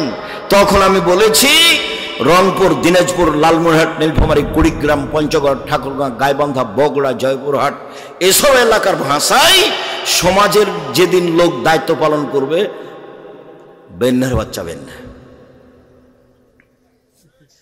আর চাঁপাইনবাবগঞ্জ, রাজশাহীর ভাষায় ছোট লোকের বাচ্চা ছোট লোক। আমি এই কথা বলিনি, ভাষাটা আল্লাহ রাসূল বলেছেন, লোকা ইবনে লোকা, অধমের সন্তান অধম, নিম্ন শ্রেণীর সন্তান নিম্ন শ্রেণীর লোক। আর ঢাকার ভাষা, আমি ভাষাটা বলতে পারলাম না, অমুকের পোলা অমুক, এই ভাষা আমি আপনার সামনে বলতে পারলাম না। আল্লাহ রাসূল বলছেন, সমাজের যেদিন দায়িত্ব পালন করবে এইরকম মানুষ, লোকা ইবনে লোকা, বাংলা ভাষা অধমের সন্তান অধম। নিম্ন শ্রেণীর লোকের ছেলে, নিম্ন শ্রেণীর লোক যেদিন সমাজে দায়িত্ব পালন করবে, আমি কি করতে পারি, মুহাম্মদ সাল্লাল্লাহু আলাইহি ওয়াসাল্লাম এইভাবেই বলছেন। একজন পল্লীর বেদুন মানুষ এসে বলছে, মাতা সাত, কিয়ামত কবে হবে? তখন আল্লাহ রাসূল বলছেন, এই যা উসসাদুল আমর, এই যে জয়াতিল আমানাত ফান্দাজের সাত, যেদিন 10 পয়সা ধ্বংস করা হবে সেদিন কিয়ামত হবে। তখন পল্লীর অশিক্ষিত মানুষ বলছেন যে 10 পয়সা ধ্বংস করা হলে কিয়ামত হবে, এই ভাষা আমি বুঝতে পারলাম না। তখন আল্লাহ রাসূল বলছেন, এই যা উসসাদুল আমর ইলা গায়রি আহলি ফান্দাজের সাত, যেদিন দায়িত্ব অযোগ্য মানুষের হাতে তুলে দেওয়া হবে সেদিন কিয়ামত হবে। হেডমাস্টার অযোগ্য, হেড মাওলানা অযোগ্য, প্রিন্সিপাল অযোগ্য, ভাইস চ্যান্সেলর অযোগ্য, জেল সুপার অযোগ্য, মেম্বার, চেয়ারম্যান, এমপি, মন্ত্রী, ডিসি, এডিসি, দায়িত্বশীল যে যেখানে দায়িত্ব পালন করে যখন অযোগ্য হবে তখন কিয়ামত হবে। সবাই আত্মসাৎ করবে, টাকা মেরে খাবে, সেদিন কিয়ামত হবে। দেখেন, মরণ একদিন আসবে, বইয়ে বইয়ে বিস্তারিত লিখে রেখেছি সব। জেনা এমন ভাবে বেড়ে যাবে, গাধা যেমন গাধীর সাথে মিলে লজ্জা বোঝে না, ষাঁড় যেমন গাভীর সাথে মিলে লজ্জা জানে না, মানুষ সেদিন খোলা মাঠে জেনা করবে, লজ্জা বুঝবে না। জেনা মানুষের কাছে পাপের কাজ নয়। 3টা পাপের কারণে ভূমিকম্প হবে, ভূমিকম্পে মানুষ আতঙ্কিত। 3টা পাপের কারণে ভূমিকম্প হবে। 3টা পাপের কারণে সন্ধ্যায় ছিল মানুষ, সকালে হবে শোর বানর, সন্ধ্যায় থাকবে মানুষ, সকালে হবে শুক্র বানর। সব সমস্যা নেমে আসবে 3টা পাপের কারণে। এক, এই যে সারিবুল খমুরা, মানুষ যখন নেশাদার দ্রব্য পান করবে তখন 3টা বিপদ নেমে আসবে। তার একটা হলো ভূমিকম্প। 2, জাহরাতুল কায়নাত, মেয়েরা যখন নাচবে, সব মোবাইলে মেয়ে নাচে, সব দোকানে মেয়ে নাচে, প্রায় সব বাড়িতে মেয়ে নাচে, প্রায় সব ঘরে মেয়ে নাচে। ভূমিকম্প তো স্বাভাবিক ব্যাপার। মেয়েরা যখন নাচবে তখন ভূমিকম্প হবে। জারাবুবিল মাযিব, যখন বাদ্যযন্ত্র বাজবে, সব মোবাইলে বাজনা বাজে, সব দোকানে বাজনা বাজে, প্রায় সব বাড়িতে বাজনা বাজে। ভূমিকম্প দেরি হচ্ছে, এটাই আলহামদুলিল্লাহ। রাসূল সাল্লাল্লাহু আলাইহি ওয়াসাল্লামের কথা অনুযায়ী দেরি হওয়ার কথা নয়। সম্মানিত দিনী ভাই বোন, বলছিলাম রাসূল সাল্লাল্লাহু আলাইহি ওয়াসাল্লাম বললেন, হাল তাদরুনা মাল গীবাত, সঙ্গী সাথী বলতে পারো গীবাত কাকে বলে? সঙ্গী সাথী বলতে পারো গীবাত কাকে বলে? সঙ্গী সাথী বলতে পারো গীবাত কাকে বলে? তখন আল্লাহ রাসূল বলছেন, সাহাবাগণ বলছেন, আল্লাহ রাসূল আলাম, আল্লাহ এবং আল্লাহ রাসূল ভালো জানেন গীবাত কাকে বলে, আমরা বলতে পারছি না। তখন আল্লাহ রাসূল বলছেন, যিকরুকা আখাকা বিমাকরাহ, তুমি তোমার ভাইয়ের কথা বলছো, ও যদি শুনতে পাই, তাকে যদি খারাপ লাগে, এটাই হলো গীবাত। শোনো, তুমি কারো কথা বলছো, ও যদি শুনতে পাই, তাকে যদি খারাপ লাগে, এটাই হলো গীবাত। আল্লাহ রাসূলের মুখের ভাষা। আল্লাহ রাসূল গীবাতের সংজ্ঞা দিচ্ছেন। পৃথিবীর মানুষ শুনে রেখো, তুমি কারো কথা বলছো, ও যদি শুনতে পাই, তাকে যদি খারাপ লাগে, এটাই হলো গীবাত। এই পর্যন্ত আল্লাহ রাসূল বলতেই সাহাবীগণ বলে উঠলেন, আরে তা ইনকানা ফিয়া মাকুলো, আল্লাহ রাসূল যদি চুরি করে থাকে, আমি বলি চোর, তাহলেও কি গীবাত? আল্লাহ রাসূল যদি জেনা করে থাকে, আমি বলি জেনাকার, তাহলে কি গীবাত? তখন আল্লাহ রাসূল বলছেন, শোনো, ইনকানা ফিয়া মাতাকুল্লু ফাকা দিগতাবতাহু, ও যদি চুরি করে থাকে তুমি বলো, তাহলে গীবাত। ও যদি জেনা করে থাকে তুমি বলো, তাহলে গীবাত। ওয়াইলা মাকুন মাতাকুল্লু ফাকা বাহাতাহু, আর ও যদি না করে থাকে তুমি বলো, তাহলে অপবাদ। ও যদি না করে থাকে আর তুমি বলো, তাহলে অপবাদ। গীবাতের ক্ষমার পথ হলো হাত ধরে ক্ষমা নিতে হবে, 1। 2 হলো, যদি হাত ধরে ক্ষমা না নেন, বিচারের মাঠে নেকি দিয়ে বুঝিয়ে দিতে হবে। কয়টা নেকি করেছেন? আব্দুর হিসাব যখন নেকি থাকবে না, তখন কি হবে? তখন আল্লাহ রাসূল বলেছেন, ওর পাপ গীবাত পরিমাণ নিতে হবে, দিয়ে ও জান্নাতে চলে যাবে আর এ যাবে জাহান্নামে। এটা বিচারের পদ্ধতি। আর যদি অপবাদ হয়, তাহলে 80 লাঠি। যদি অপবাদ হয়, তাহলে কত লাঠি? 80 লাঠি ছাড়া আপনি পবিত্র হবেন না। কেন আপনি দোকানে বসতে গেলেন? আপনাকে আমি কতবার বলেছি, দোকানের সামনে যাবেন, আসসালামু আলাইকুম, আহমদ লবণ আছে? জি আছে, 1 কেজি লবণ দাও। আহমদ মরিচ আছে? জি আছে, 200 মরিচ দাও। বাস নেওয়া শেষে, টাকা দেওয়া শেষে, আসসালামু আলাইকুম। ওখানে আপনি বসলেন কেন? আপনাকে যে আমি বলেছি দুইজন যেখানে বসে আছে সেখানে বসবেন না। আর আপনার বাড়িতে কোনো মহিলা মানুষ গেছে ধান চাউল কর্জ নিতে, তখন গিয়েই বলছে, আর শুনেছো বুবু চাপে না মজুর ভাষা, এখন এই সিরাজগঞ্জে বুবু বলে কি না আমি জানি না, শুনেছো বুবু এই এই এই ঘটনায় অমুক মেয়ের কথা শুনেছ? তখন আপনার স্ত্রী বলে চুপ থাকেন, মুখ খুলবেন না। মানুষের বদনাম করেন কেন? আর একবার মুখ খুললে আপনাকে আমি চাউল কর্জ দেব না, জান। আর আপনার ওই স্ত্রীর যদি স্বভাব হয়, কি বলো তো একটু বসেলে, আরে বসো, পরে আগে বলো না, তাহলে কি হবে? গীবাত আবার শুনতে ভালো লাগে। আর যে শত্রু পক্ষ, ওর যদি গীবত হয় আরো ভালো লাগে। আর এমন শান্তি পায়, ও যদি বিপদে পড়ে তাহলে বলে ঠিক হয়েছে। বিপদগ্রস্ত ব্যক্তি যদি শত্রু হয় তাহলে খুব খুশি। আমি নিজে চোখে গরু জবাই করতে দেখেছি, যে খুশি হয়েছে তাকে কি জবাই করতে দেখেছি? গরু জবাই করতে দেখেছি। কেন? ও বিপদে পড়েছে সেই জন্য। আর দুই ভাই গন্ডগোল করে ঢেঁকি কেটে ভাগ করে নিচ্ছে, এটা আমার চোখের সামনে। ঢেঁকি কেটে কি করেছে? ভাগ করে নিয়েছে। দুই ভাই দিন রাত স্বামী স্ত্রী খেলে ওর বদনাম করে, নিজের ভাইয়ের ঝগড়াতে এইভাবে বলছে। তখন আমি পাশে দাঁড়িয়ে, গ্রামের ছেলেপিলা মানুষ সামনে দৌড়ে গেছি যে বাড়িতে ঝগড়া হচ্ছে, তখন বলছে থাম, আমি তো এখান থেকে চলে যাব, আমার ভাগটা এমন লোকের কাছে বিক্রি করব যে তোকে গুতাতে পারে। অথচ আল্লাহ রসুল বলছেন, নিজের ভাই যখন বলবে জমি আমি কিনবো না, তুমি যার কাছে ইচ্ছা বিক্রি করো, তখন তুমি অন্যের কাছে বিক্রি করতে পাবা, তাছাড়া তোমার বিক্রি নিষেধ। কথা মুহাম্মদ সাল্লাল্লাহু আলাইহি ওয়াসাল্লাম বলছে। কথা বুঝাতে পারিনি, আর একবার বলি। আমাদের গ্রামের লোকটা বলছে ওর ভাইকে ঝগড়াই, যে শোন আমি তো এখান থেকে চলে যাব, তা আমার জমির ভাগটা তোকে দিব না, এমন মানুষের কাছে বিক্রি করব যে মানুষ তোকে কি করতে পারে? গোতাতে পারে, উচিত শিক্ষা দিতে পারে। অথচ আল্লাহ রাসূল বলেছেন যে ভাই ভাইয়ের ভাগ বিক্রি করতে পাবে না ভাইকে না বলে। যখন ভাই বলবে ঠিক আছে ভাই আমি তোমার ভাগ কিনতে পারছি না, যেখানে ইচ্ছা সেখানে বিক্রি করো, তখনই অন্যের জায়গাতে বিক্রি করবে, অন্যের কাছে বিক্রি করতে। যা বিক্রি নিষেধ। কিভাবে বদনাম গড়ে উঠছে সমাজে! দল করলে, সংগঠন করলে, দলাদলি করলে, মারামারি করলে এটা হবে একবারে গীবাত বদনামের বন্যা। আমি বসে আছি, হঠাৎ করে ওই সাংবাদিক ঢুকেছে প্রতিষ্ঠানে। আমি সাধারণত কারোর সাথে এরকম কথা বলি না, তো আমি অফিসে কি কাজে বসেছিলাম, চলে এসেছি। তা আমার সাথে এখন কথা বলছে, বলতে বলছে যে আপনার প্রতিষ্ঠানে এটা ঘটেছিল। তখন আমি বলছি সেই কথা এখন কেন? ভিক্ষা করে খেতে পারেন না? এই কাজ করতে কেন এসেছেন? সাংবাদিকতায় হারাম। কাজই হলো মিথ্যা কথা কি করা? প্রকাশ করা। একটু পরে বলছি দেখেন মিথ্যা কথা প্রকাশ করা কত কঠিন। আল্লাহ তাআলা বলছেন ওয়ালা তাজাসসু, পৃথিবীর মানুষ তোমরা দোষ ত্রুটি উদ্ঘাটন করো না। দোষ ত্রুটি উদ্ঘাটন করা চিরদিনের জন্য হারাম। তিনি বলছেন ওয়ালা তাহাসসু, মানুষের গোপন কথা কান লাগিয়ে শোনো না। যারা মানুষের গোপন কথা কান লাগিয়ে শোনে তাদের কানে বিচারের মাঠে তামা সীসাকে গলিয়ে জাহান্নামের আগুনে গলে কানে ঢেলে দেওয়া হবে। মানুষের গোপন কথা শোনা হারাম, মানুষের দোষ ত্রুটি উদ্ঘাটন করা হারাম।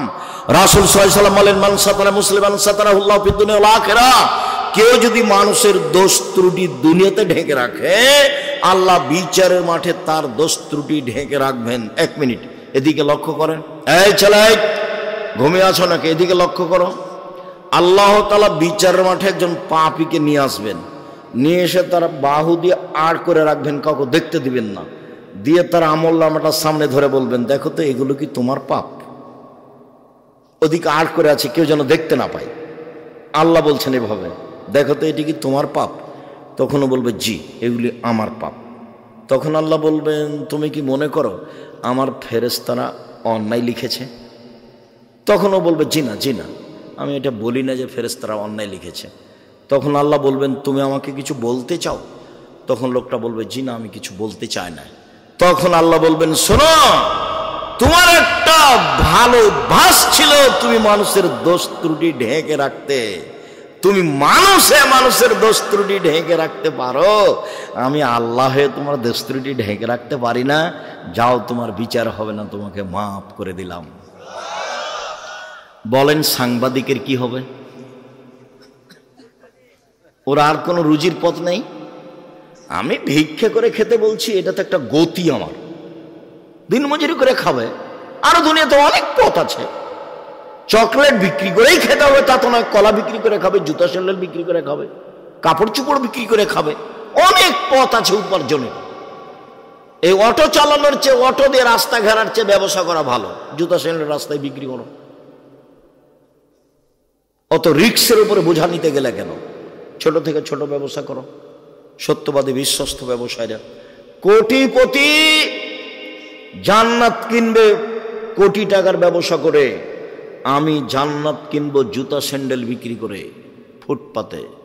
আমি বিশ্বস্ত, 10 টাকা দিয়ে জুতা কিনেছি, 12 টাকা বিক্রি করব, 40 টাকা বিক্রি করব না। ঢাকা বাইতুল মোকাররমে চতুর্দিকে জুমার দিন জিনিস বিক্রি হয়, কাপড় চোপড়। একজন বলছে পাঞ্জাবি, তখন আর একজন বলছে 3000। একজন বলছে পাঞ্জাবি, তখন আর একজন বলছে 3000। তার মানে সন্ধ্যা পর্যন্ত পাঞ্জাবি বিক্রি হলো 3000 টাকা করে। এখন দুইজন বাড়ি যাচ্ছে আর বলছে যে পাঞ্জাবিগুলোর দাম 300 করে রে, 3000 করে বিক্রি করেছি। তো এইভাবে ফাঁকি দিয়েছে। আপনি 3 মাস পরে গিয়ে দেখেন ওর দোকানও নাই, লোকটাও নাই, কিছুই থাকবে না। মিথ্যা কথায় ফাঁকি দিয়ে ব্যবসা করলে এমনি হারাবে, ওটা রাসূল বলেছেন। এখানে যেমন বলেছেন সত্যবাদী বিশ্বস্ত ব্যবসায়ীরা নবীদের সাথে থাকবে, ওটাও তো এমন বলেছেন মিথ্যা কথা ফাঁকি দিয়ে ব্যবসা করলে সব কিছুই হারাবে। সম্মানিত দ্বীনি ভাই বোন, রাসূল সাল্লাল্লাহু আলাইহি ওয়াসাল্লাম বলেন, লা তুজুল মুসলিমিনা, পৃথিবীর মানুষ তোমরা মুসলমানকে কষ্ট দিও না। ওয়ালা তুয়াইরু, তাদের নিন্দা করো না। ওয়ালা তাত্তাবু আওরাতিহিম, তোমরা মানুষের পিছনে পড়ো না। মাইয়াত্তাবি আওরাত আখিল মুসলিম, পৃথিবীর কোন মানুষ যদি কোনো মানুষের পিছনে পড়ে, বদনামের পিছনে পড়ে, ইত্তাবিল্লাহ আওরাতাহু, তাহলে আল্লাহ তার পিছনে পড়ে যাবেন। ওমাই ইত্তাবি আওরাতাল ইয়াফজাউ ওয়ালাউ কানা ফি জাওফির আলী, আর যার বিরুদ্ধে আল্লাহ চলে গেছেন, আল্লাহ তাকে অপমান করেই ছাড়বেন। ও যদি মানুষের বদনাম করার পরে ওর বাহনের পেটের ভিতরে ঢুকে যায়, একটা মানুষের বদনাম করার পরে ও তার উটের পেটের ভিতরে ঢুকে গেছে, কথার কথা পাথরের মধ্যে ঢুকে গেছে, তবু আল্লাহ সেখানে কি করবেন? তাকে অপমান করেই ছাড়বেন। ভুলেও কোনোদিন মানুষের পিছনে পড়বেন না, নইলে আল্লাহ আপনার পিছনে পড়ে যাবে, তখন আপনি আর টিকতে পারবেন না। আল্লাহর সাথে মোকাবেলা করে আপনি পারবেন? টিকতে পারবেন না। ফেন্সুগঞ্জ সিলেটের ওসি বলছে আপনি সিগনেচার করেন, মামলা আমি চালাবো। তখন আমি বলছি ভাইজান, আমি মানুষের বিরুদ্ধে মামলা করব না। আমি বলছি মানুষের বিরুদ্ধে আমি মামলা করব না। ও চালাতে পারে না মামলা, আমি কেন চালাবো? তো ওই চালাই, ওর তো ক্ষমতা আছে। ওই মানুষের মামলা চালাতে গেলে তাহলে মানুষের মতো হয়ে যাবে, ও যদি চালায় তাহলে তার মতো হবে। তো আমি ছোট কাজে যাবো কেন? ওই করুক। অকি করার সুযোগ দিই, মানুষের পিছে পড়বেন না। রাসূল সাল্লাল্লাহু আলাইহি সাল্লাম বলছেন, মান কানা জাওয়াজহাইনে ফি দুনিয়া কানা ইয়াউমাল কিয়ামা ফি লিসানানি ফি ওয়াজহি আও ফি ফামি। যে ব্যক্তি মানুষের বদনাম করবে দুনিয়াতে, বিচারের মাঠে তার মুখে হবে 2টা আগুনের জিহ্বা। যে ব্যক্তি মানুষের বদনাম করবে দুনিয়াতে, তার মুখে হবে বিচারের মাঠে 2টা আগুনের জিহ্বা, এক মুখে 2টা জিহ্বা। আনাস রাদিয়াল্লাহু তাআলা আনহু বলেন, একদা রাসূল সাল্লাল্লাহু আলাইহি সাল্লাম বললেন, জিবরাইল আমাকে উপরে নিয়ে যাচ্ছেন। আল্লাহ নবী বলছেন, জিবরাইল আমাকে উপরে নিয়ে যাচ্ছেন। হঠাৎ দেখি অনেক মানুষ, তাদের লম্বা লম্বা তামার নখ, একমেশুনউজুহুম, নখ দিয়ে একবারে মুখের উপরে খামচা মেরে গোশত তুলে ফেলছে, আবার নখ দিয়ে বুকের উপরে খামচা মেরে এইসব গোশত তুলে ফেলছে। আল্লাহ রাসূল বলছেন, জিবরাইল মান হাউলাই, এরা কি? একই কথা, এরা কারা? তারা কেন তাদের নিজের নখ দিয়ে মুখের গোশত তুলে ফেলছে? কেন নিজের বুকের গোশত তুলে ফেলছে কেন জিবরাইল? ঘটনা কি? জিবরাইল বলছেন, হাউলাই আল্লাযিনা ইয়াকুনা ফি আরাজিন নাস, এরা হচ্ছে ওরা যারা মানুষের বদনাম করত।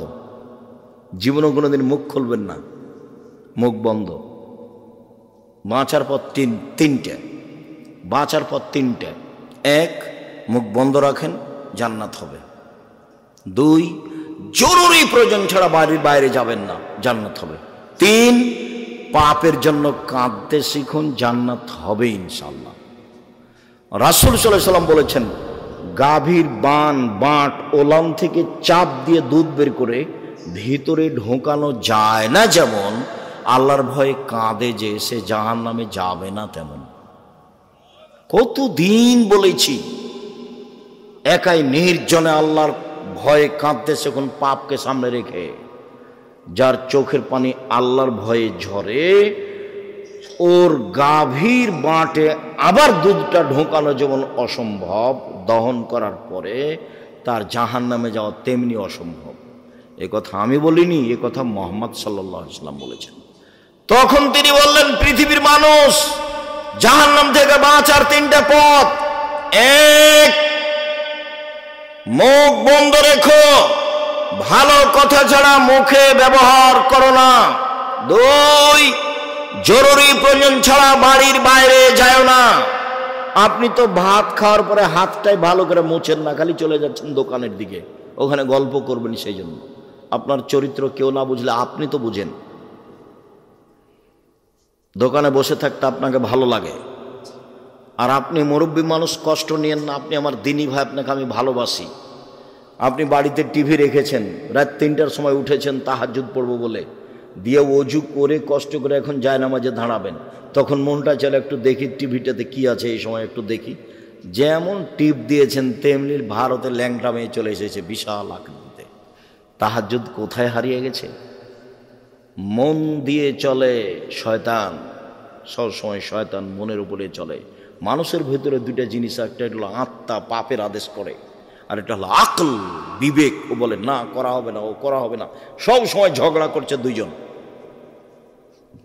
আত্মার আকল, আত্মার আকল, আত্মা।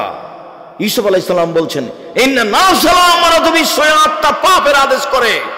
আমি বলি না নিখুঁত আমি, তবে আমি বলছি জুলাইখাকে জাতির সামনে ঘোষণা দিতে হবে, আমি অন্যায় করেছি, ইউসুফ করেনি। যখন জেলে ডাকতে যাওয়া হলো, ইউসুফ আপনাকে দেশের সরকার ডেকেছে, আপনি জেল থেকে বের হন। তখন ইউসুফ আলাইহিস সালাম বলছে, জি না, আমি জেল থেকে বের হব কেন? আগে জুলাইখাকে জাতির সামনে ঘোষণা দিতে হবে আমি অন্যায় করেছি, ইউসুফ করেনি। যতক্ষণ পর্যন্ত খোলা মাঠে জুলাইখা ঘোষণা না দিবে, ততক্ষণ পর্যন্ত আমি ইউসুফ জেল থেকে বের হব না। যদিও ইন্না নাফসা আমারাতু বিসসুই, মানুষের আত্মা পাপের আদেশ করে, মানুষের আত্মা পাপের আদেশ করে।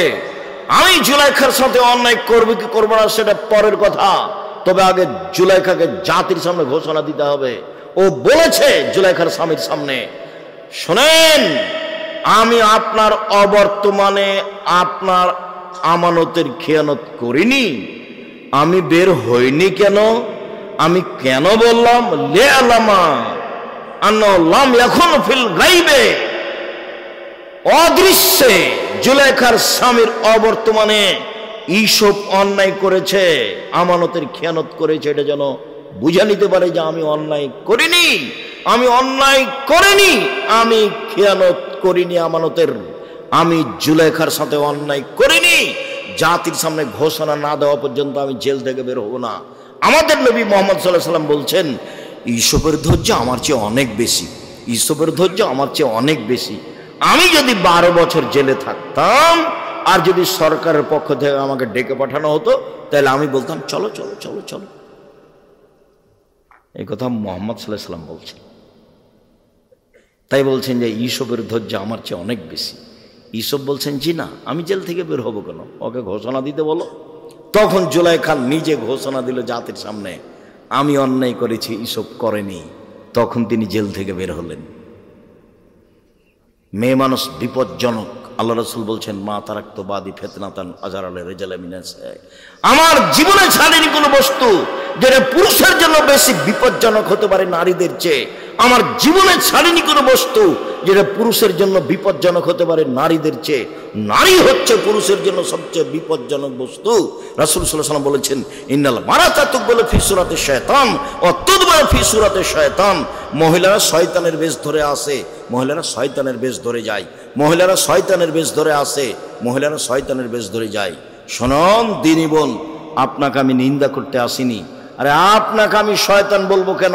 আপনাকে তো আমি খাদিজার মতো মনে করি, আপনাকে আমি আয়েশার মতো মনে করি। দেখবেন 1 মিনিট খাদিজা, দেখবেন আয়েশা 1 মিনিট দেখবেন, দেখায় আপনাকে 1 মিনিট এদিকে দেখেন। এই মেয়ে কথা বলছো কেন? চুপ থাকো। 1 মিনিট দেখায় আপনাকে খাদিজা কাকে বলে, আয়েশা কাকে বলে। এ দেখেন, আয়েশা রাদিয়াল্লাহু তাআলা আনহা বলেন, আমার ঘরে হলো আমার স্বামীর কবর। তখন আমি কবরের পাশে যাই, মাথায় কাপড় দিই না, অত খেয়াল করি না আমি, কেন এটা আমার স্বামীর কবর।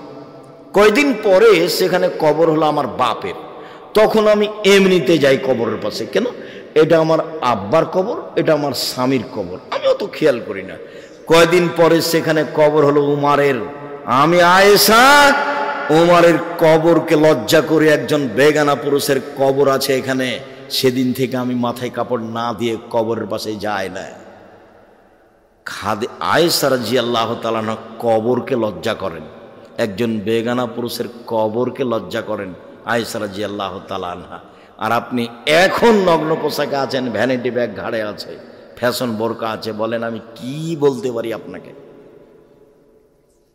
নখ বড় আছে, নখে নেইল পালিশ আছে, কি বলতে পারি? এখন আমি নিরুপায় বলেছি যে তোমার বাপ নেই। তোমার বাপ যদি থাকতো তো এমন হলো কেন তুমি বলো? তখন আমি নিরুপায় হয়ে বলেছি যে দেখেন বাপ কাকে বলে, পিতা কাকে বলে দেখেন। তাহলে আজকে 1 মিনিট বলি, এই ছেলেরা দেখো তো পিতা কাকে বলে, দেখো তো তুমি আজকে তোমার বাপকে চাচা বলে ডাকবে না আব্বা বলে ডাকবা, বিবেচনা করো। আমি নিশ্চিত জানি যে এটা তোমার আব্বা, এটা আমি জানি, কিন্তু আমি তোমাকে কেন বলছি যে এটাকে আর বাপ বলো না, চাচা বলো, আমি দুঃখে বলেছি। কেন? তোমার আব্বাকে আমি বুঝাতে পারিনি যে বাপ কাকে বলে। 1 মিনিট। আয়েশা রাদিয়াল্লাহু তাআলা আনহা বলেন, আমরা এক সফর থেকে আসছিলাম, হঠাৎ করে গলার হার হারিয়ে গেল, খুঁজে পাই না, আমরা বড় বিপদে পড়ে গেলাম। পানি নেই, ওযু করতে পারি না, সালাত আদায় করতে পারি না, হার খুঁজেও পায় না। আমি আমার বড় বোনের হারটা নিয়ে এসেছিলাম আসমার, আমি খুব চিন্তিত। জনগণ আমার আব্বার কাছে গেল, আমার আব্বাকে বলল, আপনি কি জানেন আয়েশা কি ঘটিয়েছে? কি ঘটিয়েছে? ও তো গলার হার হারিয়েছে, আমরা খুঁজে পাচ্ছি না, যেতেও পারছি না। তাই এই কথা শুনে আবু বকর সিদ্দিক আমার নিকটে আসলেন। তখন আমার স্বামী আমার উরু রানের উপরে মাথা দিয়ে ঘুমিয়েছিলেন মুহাম্মদ সাল্লাল্লাহু আলাইহি সাল্লাম। এসে ফাল্লাকা জানি লাকসাদান সাদিদা, আমার কোমরের উপরে এত জোরে মারলেন, খুব জোরে মারলেন। ওই সময় আমার স্বামী আমার উরু রানের উপরে মাথা দিয়ে ঘুমিয়েছিলেন। উনি যদি ঘুমিয়ে না থাকতেন তাহলে আবু বকর সিদ্দিকের মায়ের কারণে, আমার বাপের মায়ের কারণে আমি দূরে সরে যেতাম। 1 মিনিট কথা বলার পূর্বে আর একটা কথা বুঝাই। আমাদের দেশের বাঙালি গতিতে যদি শ্বশুর গিয়ে দেখে মেয়ের ঘরে যে মেয়ের উরু রানের উপরে মাথা দিয়ে জামাই ঘুমিয়ে আছে, তাহলে বাপ ওখানে না গিয়ে এইভাবে ঘুরবে। ভাইজান বুঝাতে পেরেছি কথা? কিন্তু শরীয়ত এমন নয়। আয়েশা রাদিয়াল্লাহু তাআলা এভাবে বলছেন, আমার আব্বা আসলেন, আবু বকর সিদ্দিক আসলেন, খুব জোরে মারলেন, পৃথিবীর সবচেয়ে বড় মানুষে মারলেন। নবী রাসূল ব্যতীত পৃথিবীর ইতিহাসে আদম থেকে নিয়ে কিয়ামত পর্যন্ত আবু বকর সিদ্দিকের মতো দামি মানুষকে জন্ম নিবেও না। আবু বকর সিদ্দিক রাদিয়াল্লাহু তাআলা মারলেন, পৃথিবীর সবচেয়ে বড় মানুষে মারলেন, পৃথিবীর সবচেয়ে বড় মহিলাকে মারলেন। পৃথিবীর ইতিহাসে আয়েশা রাদিয়াল্লাহু তাআলার দামি মহিলা আর কেউ নেই পৃথিবীতে। সবচেয়ে বড় মহিলাকে মারলেন, সবচেয়ে বড় মানুষের সামনে মারলেন। নবী রাসূল নির্বিশেষে জনগণের সবার মাঝে দামি মানুষ হলেন মুহাম্মদ সাল্লাল্লাহু আলাইহি সাল্লাম। এত বড় দামি মানুষ আর কেউ পৃথিবীতে আসেনি, আসবেও না। সবচেয়ে বড় মানুষের সামনে মারলেন। বিবাহদারী মেয়েকে মারলেন, পূর্ণ যুবতী মেয়েকে মারলেন, জামাইয়ের সামনে মারলেন, হাত দিয়ে মারলেন, দিন দুপুরে মারলেন, 1400 মানুষের সামনে মারলেন। সবচেয়ে বড় মানুষে মারলেন, সবচেয়ে বড় মহিলাকে মারলেন, সবচেয়ে বড় মানুষের সামনে মারলেন, জামাইয়ের সামনে মারলেন, দিন দুপুরে মারলেন, খোলা মাঠে মারলেন, 1400 মানুষের সামনে মারলেন, হাত দিয়ে মারলেন, বিবাহদারী মেয়েকে মারলেন, পূর্ণ যুবতী মেয়েকে মারলেন। এত বড় বাপে এত বড় বেটিকে এত বড় মানুষের সামনে মেরে দিলেন, ভুল কোথায় গলার হারটা হারিয়ে গেছে খেয়াল করতে পারেননি, সেই জন্য। আর আপনার মেয়ে দিন রাত নখে নেইল পালিশ দিয়ে নখ বড় বড় করে ঘুরে আপনি ধমক দিতে পারেন না, আপনি আবার বাপ? ছিটু! আপনার মতো বাপ বেঁচে থাকা আমি আব্দুর রাজ্জাক বিন ইউসুফ চাইনি। আপনি মরে গেলে জামিয়া সালাফে আপনার ছেলে মেয়েকে লালন পালন করবে ইনশাআল্লাহ। 5000 ছেলে মেয়ের মধ্যে 519 জন আছে ইয়াতিম অসহায়। কালকে যদি আরো 500 জামিয়া সালাফে গিয়ে ঢোকে, লালন পালনের সমস্যা হবে না ইনশাআল্লাহ। আপনার মতো বাপ আমি বেঁচে থাকা চাইনি।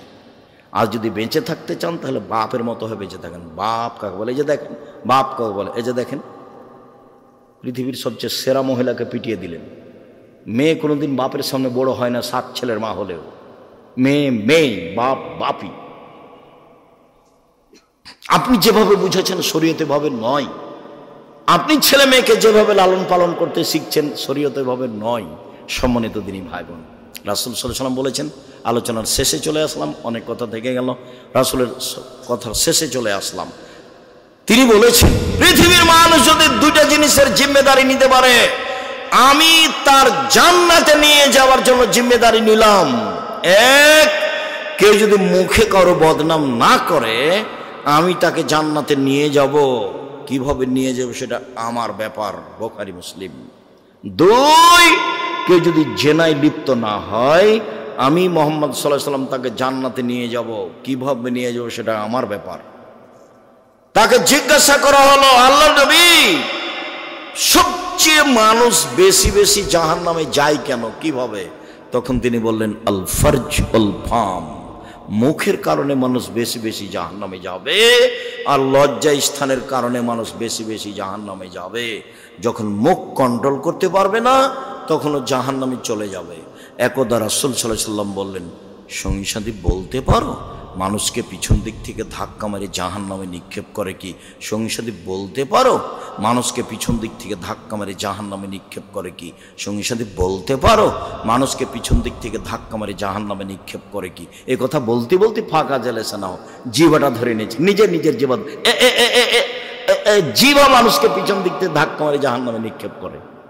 বলেন আর দোকানে বসবেন কিনা? বলেন কারো আর বদনাম করবেন কিনা? দল সংগঠন করে আর একজনের বদনাম করে পরকাল হারায়েন না। নিজে উপার্জন করেন, প্রয়োজনে দিন মজুরি করে নিজে উপার্জন করে নিজে খাই। আমার আব্বা বলতেন, আমার নিজের আব্বার কথা বলছি, আমার আব্বা বলতেন, বেটা কারোর টিনের বাড়ি দেখে তুমি যদি খড়ের বাড়ি জ্বালিয়ে দাও তোমাকে থাকতে দিবে না, তো তোমার খড়ের বাড়িটাই তোমাকে কি করতে হবে? মূল্যায়ন করতে হবে। আর একজনের পিছনে পড়ে দিন হ্যাঁ হ্যাঁ করে ঘুরে ঘুরে বেড়াবা আর আর মানুষের বদনাম করবা, আর ওকে বলবে অমুকের চরিত্র ফুলের মতো পবিত্র, তাহলে তুমি জান্নাত পেয়ে যাওয়া অত সহজ হয়ে গেল? 4টে কাজ, 5 ওয়াক্ত সালাত, যে কোনো মূল্যে, মাঠে ঘাটে যে কোনো জায়গাতে যে কোনো মূল্যে 5 ওয়াক্ত সালাত নামাজ, কোনো প্রকার আপোষ নেই। 2, হালাল রুজি। 3, কোরআন তেলাওয়াত। 4, আড্ডা পিটা হারাম। জান্নাত হবে ইনশাআল্লাহ, জান্নাত হবে ইনশাআল্লাহ। 1, 5 ওয়াক্ত সালাত। 2, হালাল রুজি। 3, কোরআন তেলাওয়াত, অন্তত সূরা ইখলাস, অন্তত সূরা ইখলাস প্রত্যেক দিন সকালে অন্তত 3 বার পড়ে বলবেন, এ দেখেন আল্লাহ আমি কোরআন মাজিদ পড়েছি, বাস অন্তত 3 বার। সূরা ইখলাস 3 বার পড়লে 1 বার কোরআন মাজিদ পড়ার সমান নেকি হবে। জীবনে কি করলেন? মানুষের পিছনে ঘুরে পড়াশোনা করলেন, শিরক করে ঠাকুরের গান গলে, আবার চাকরি করতে আসলেন তো চুরি বা প্রতারণা, চুরি না হয় প্রতারণা, আর না হলে অনলাইনে ব্যবসা করলে তুমি বুঝতে পারলে না কিসের ব্যবসা করছি, কিভাবে যে টাকা ইনকাম হলো। এই ছেলে, এই ব্যবসা করলে টাকা লাগে। টাকা 2 ধরনের, আমার টাকা তোমাকে ব্যবসা করতে দিয়েছি, তখন লাভ চুক্তি হারে ভাগ হবে, হাদিস সহি। ব্যবসা পার্টনারে, তোমারও টাকা আমারও টাকা, তখন লাভ বেশি হবে কিন্তু টিকে থাকা কঠিন। কেউ যদি 10 টাকা সরিয়ে দেয় তখন আল্লাহ বলবেন, পার্টনারে ব্যবসা 2 জন করলে 3য় জন আল্লাহ, 4 জন মিলে করলে 5ম জন আল্লাহ, 10 জন মিলে করলে 11তম আল্লাহ, একজন যদি 10 টাকা সরিয়ে নেয় তখন আল্লাহ বলে যে তোমরা থাকো আমি গেলাম, তখন মারামারি লেগে যাবে, তখন জেল হাজত কি নানান কিছু হবে। নিজে একাই ব্যবসা করে, ছোট থেকে ছোট, বড় থেকে বড়, ফলাফল ভালো হবে ইনশাআল্লাহ। সকল দিনই ভাই বোনকে 5 ওয়াক্ত সালাত আদায় করার আন্তরিকভাবে অনুরোধ জানিয়ে জোরালোভাবে বলতে চাচ্ছি যে আজকের আলোচনা বদনাম গীবাত সম্পর্কে করছিলাম। অবশ্যই তাকে জোরালোভাবে মূল্যায়ন করার চেষ্টা করবেন। কারো বদনাম করে জীবিকা নির্বাহ করতে রাজি নই, কাউকে খাটো করে জেল হাজত দিয়ে, ক্ষমতা দেখিয়ে, দাপট দেখিয়ে জীবিকা নির্বাহ করতে রাজি নই। আর কারো পিছনে পড়িয়েন না, পড়ে ক্ষতিগ্রস্ত হবেন।